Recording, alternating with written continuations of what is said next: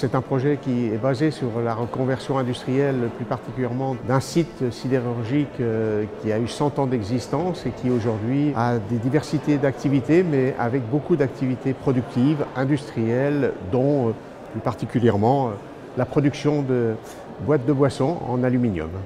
Alors c'est un objet finalement qui est issu de la première réindustrialisation importante du territoire avec l'implantation de Kroon-Befcan qui à l'époque a mis en place des productions de boîtes de boissons en acier et qui ces 5 dernières années a transformé sa production en boîtes en aluminium pour être plus en adéquation aujourd'hui avec les besoins du marché. C'est une des entreprises avec le plus gros taux de production en Europe. C'est une entreprise qui s'est beaucoup investie sur la transition qu'on appelle RSE, responsabilité sociale et environnementale, et qui a fait des gros progrès dans son process sur l'usage de l'eau, sur l'usage d'un certain nombre de produits pour être clairement dans l'air du temps et dans la sobriété énergétique et également environnementale.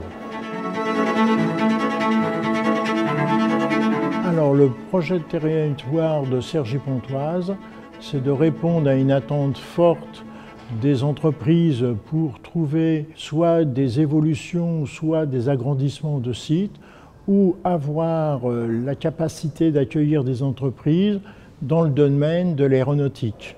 Donc là, nous avons, je dirais, une entreprise Nortier Emballage qui réalise une production à partir de carton, d'emballage pour la cosmétique.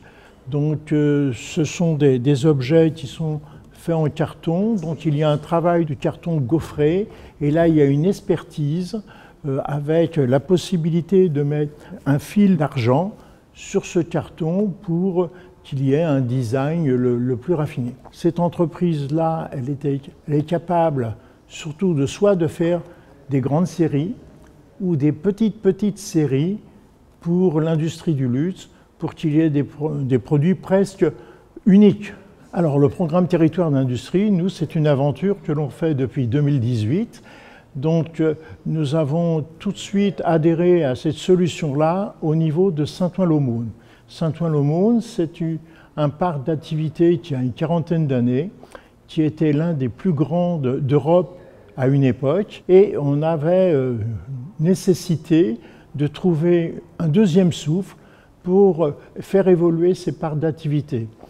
En 2023, nous avons agrandi ce territoire pour associer un plus grand nombre d'entreprises et pour toujours avancer sur le même sujet, pérenniser les activités d'entreprise, les développer ou accueillir des nouvelles, et comme je disais tout à l'heure, sur la problématique aéronautique.